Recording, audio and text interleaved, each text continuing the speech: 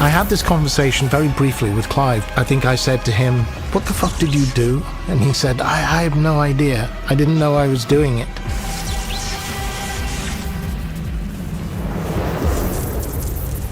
Hellraiser has, without question, made an indelible mark on horror.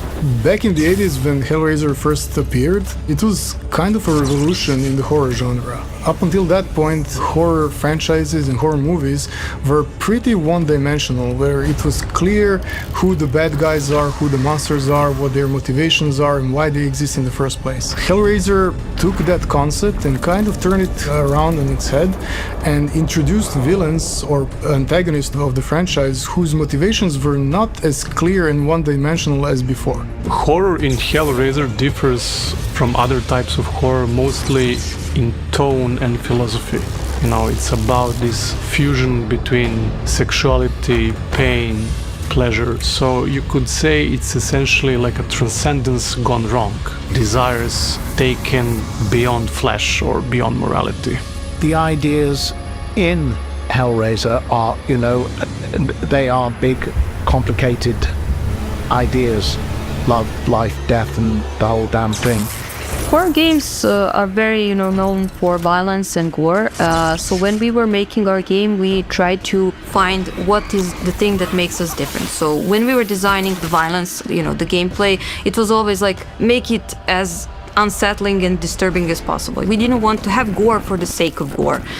We wanted always to have something to balance it out. So when we had a lot of maybe, dead bodies or something very grotesque, we always placed it with something beautiful. Hellraiser features many different puzzles. Some of them are pretty horrific and shocking.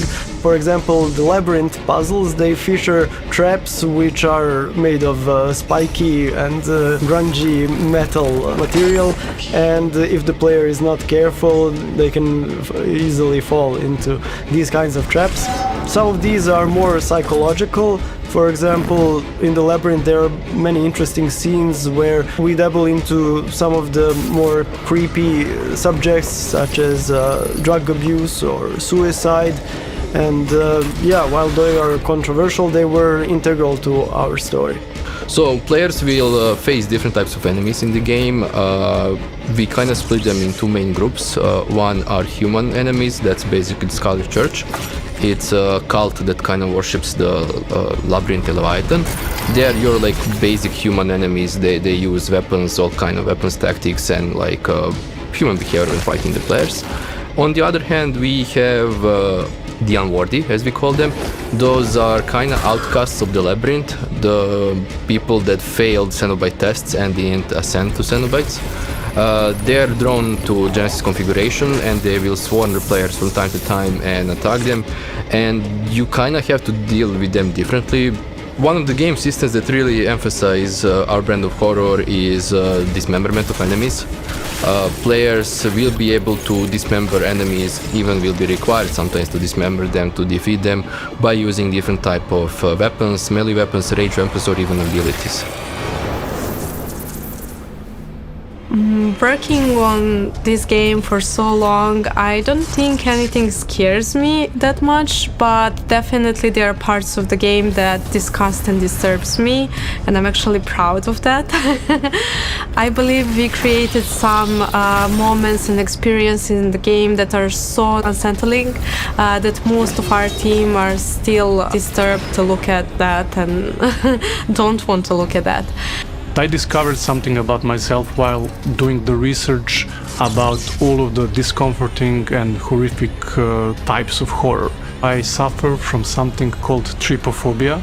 It's a condition where you get sick by looking at clusters of holes or bumps or patterns, basically. So I discovered that about myself.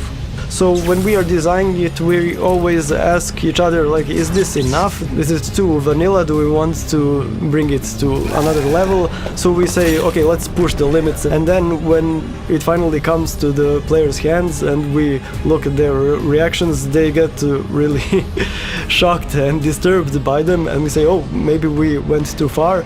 That said, there are scenes in the game which will push some of the buttons to many players, maybe me included. Yeah, maybe there are like moments where the story takes darker turns, and yeah, I wouldn't say they scare me, but they get me thinking in a kind of a philosophical way.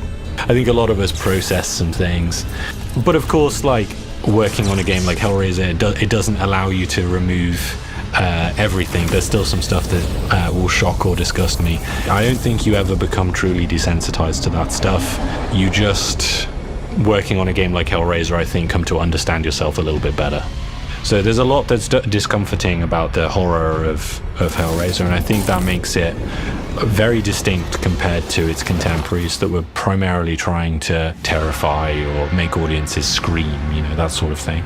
This is going to be one of the rare opportunities where you can play and have the agency in something which is so involved in violence and sex, and to take a central role in mixing those two worlds, which seem very touchy and difficult to mix correctly.